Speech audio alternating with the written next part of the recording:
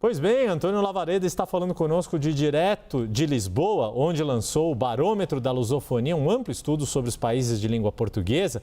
Mas aqui deste lado do Atlântico, Lavareda, tivemos um mês de janeiro com movimentações políticas importantes para o cenário eleitoral. Como estamos em uma disputa que terá um candidato à reeleição, Lavareda, vamos começar trazendo o índice CNN até a estreia, a volta do nosso quadro, que também marcou as eleições de 2024, tratando da aprovação e da desaprovação do governo Lula neste início de ano eleitoral. Vou pedir para o pessoal já colocar o gráfico na tela e você traz a análise aí da trajetória das curvas de aprovação e desaprovação. Até aqui ainda há um saldo levemente negativo para o presidente Lula, Lavareda. Boa tarde, Yuri. Boa tarde aí os espectadores da CNN. É um prazer estar de volta e esse ano vai ser movimentado, Yuri. Vai ser uma trajetória bastante entusiasmante aí ao longo desse ano 2026. Como você já relatou, nós temos aí no momento, início desse ano, um saldo ainda negativo, 2 pontos, mas do ponto de vista do governo Lula, está distante daquele número de menos 13 pontos que, como o gráfico aponta, foi registrado em março do ano passado, de 2025. Yuri, é preciso entendermos o que é que esses 48% de aprovação do incumbente, o presidente sentado na cadeira que disputa sua reeleição, o que é que esses 48 significa? Afinal, isso é muito, isso é pouco, isso é suficiente? Olha, como nós já temos conversado em outros momentos, 48% de aprovação faz o incumbente, faz o presidente candidato à reeleição bastante competitivo, mas não o torna eleito ou reeleito por antecipação. Ou seja, o patamar para um candidato ser praticamente imbatível, o patamar da aprovação, é quando ele ultrapassa os 50 pontos percentuais. E essa desaprovação de 50 pontos é muito elevada, pode inviabilizar a vitória do presidente no segundo turno. Ela é uma desaprovação elevada, como se vê, basta olhar esse montante, mas, ao mesmo tempo, ela vai se tornar inviabilizadora da eleição de Lula quando ela se aproximar dos 55 pontos. No momento, você vê, Yuri, que a indecisão é muito pequena. 2 pontos apenas de indecisos aí no índice CNN. Aí alguém pode pensar também, então já está tudo engessado, já está tudo resolvido? Não. A plasticidade na opinião pública, como nós vimos ao longo de 2025, se nós compararmos 2025 e 2023, é uma diferença abissal, que mostra que essa coisa de enrijecimento, de cristalização absoluta, é fantasia de alguns analistas. O presidente Lula precisa, por exemplo, da perspectiva do governo, o que é que tem que fazer? Perseguir, tentar persuadir esses 14% de entrevistados que, na última pesquisa Quest, 14% dos que votaram em Lula em 2022, no segundo turno, não aprovavam o governo, Yuri, desaprovavam ou não tinham opinião a respeito. Para você ter uma ideia, isso significa 6 pontos do total do eleitorado. Se o Lula conseguir obter, governo Lula, metade desse contingente, são 3 pontos, e aí ele ultrapassa o patamar mágico e tranquilizador dos 50 pontos percentuais. Lavareda, vamos para a nossa próxima tela, porque você vai nos trazer as intenções de voto de segundo turno entre Lula e Flávio Bolsonaro, medidas pela pesquisa Genial Quest, a primeira deste ano. Vou aproveitar aqui esses números para fazer 2 perguntas em uma, levando em conta o noticiário da semana. Primeiro, o senador, me parece evidente que ele herdou muito, de uma forma muito rápida, o capital político do pai, o ex-presidente Jair Bolsonaro. Já dá para a gente falar em um movimento sem volta nesta pré-candidatura de Flávio e, em caso afirmativo ou negativo, como isso afeta o outro movimento político importante da semana, a ida de Ronaldo Caiado para o PSD, partido de Gilberto Kassab, que já tem Ratinho Júnior e Eduardo Leite como pré-candidatos, Lavareda. Veja só, Yuri, você em outro momento já usou uma expressão feliz, você dizendo, olha, vamos ver a força do sobrenome. Esse gráfico aí nos mostra a força do sobrenome. Ou seja, quem apostava que o senador Flávio Bolsonaro não seria um nome competitivo, etc., estava desconhecendo exatamente esse fator, a capacidade de transferência do ex-presidente Bolsonaro, o grande líder, não é? O grande líder, o principal líder carismático aí desse campo. A candidatura do senador Flávio, ela abre uma nova página, ela abre um novo capítulo nessa pré-campanha. E um capítulo que foi movido, aí inicialmente escrito, depois da afirmação da candidatura do senador, o capítulo posterior passa a ser escrito pelo PSD, pela essa movimentação do ex-ministro Kassab e dos 3 governadores que ele conseguiu reunir na legenda.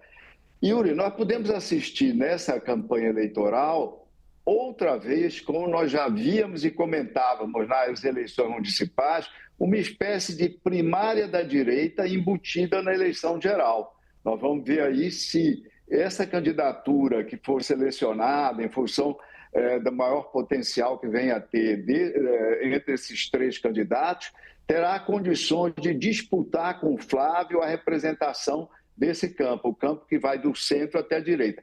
De qualquer forma, nós podemos dizer que é o movimento mais estratégico que nós assistimos na política brasileira desde 2022 para organizar, de alguma forma, as forças políticas de centro-direita. Se você me pergunta se é um caminho sem volta, vale a pena dizer 2 coisas, né? A política eleitoral também, Yuri, é movida pelo chamado princípio da incerteza. O princípio da incerteza, cerca de 100 anos atrás, foi um físico alemão, o Heisenberg, que cunhou.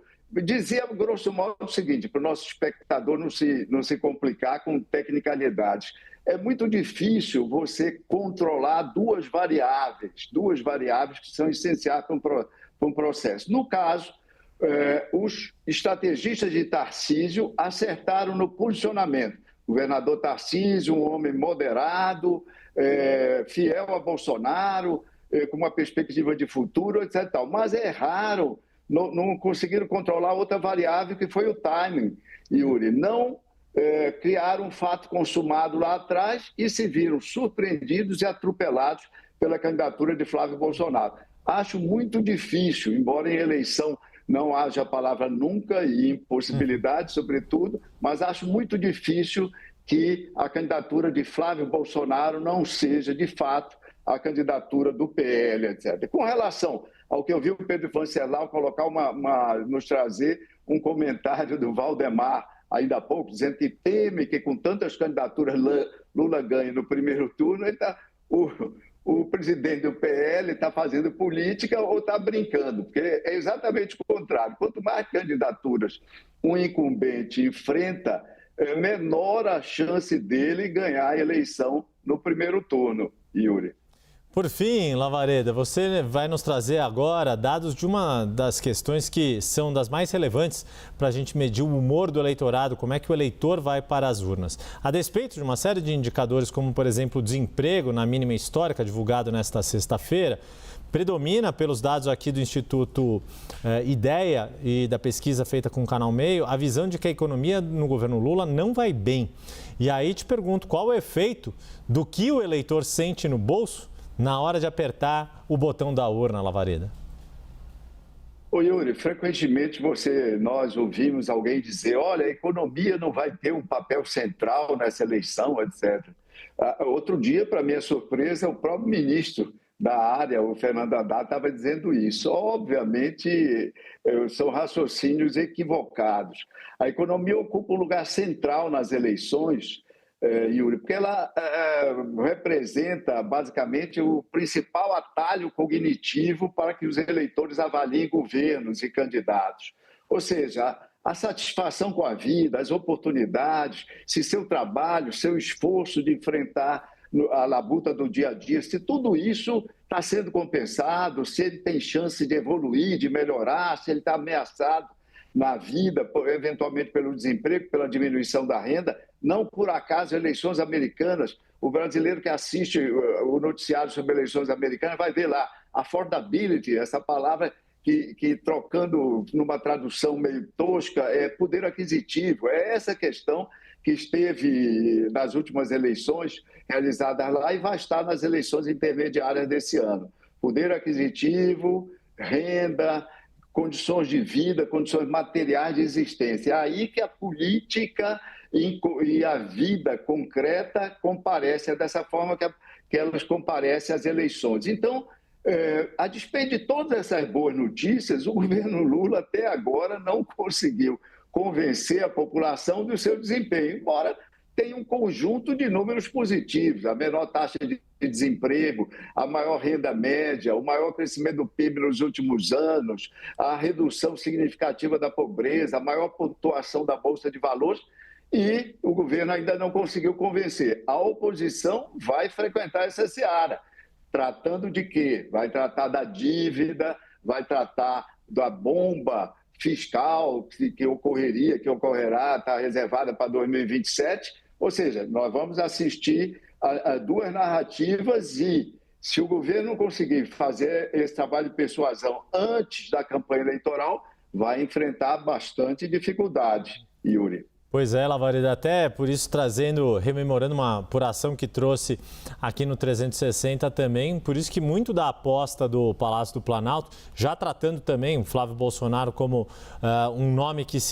está prestes aí a se consolidar, mas que avançou de fato muito rapidamente no campo bolsonarista, a aposta do governo é o efeito o mais rápido possível da política de isenção do imposto de renda para os trabalhadores formais, porque é agora, no mês de fevereiro, que o pessoal começa a receber o lerite e vai sentir o salário líquido maior do que nos meses do ano passado. Talvez isso possa mexer o ponteiro não só desta percepção, né, de se a economia vai bem ou mal, mas também da própria sensação de bem-estar e, quem sabe, mexer com os ponteiros de aprovação e desaprovação do governo.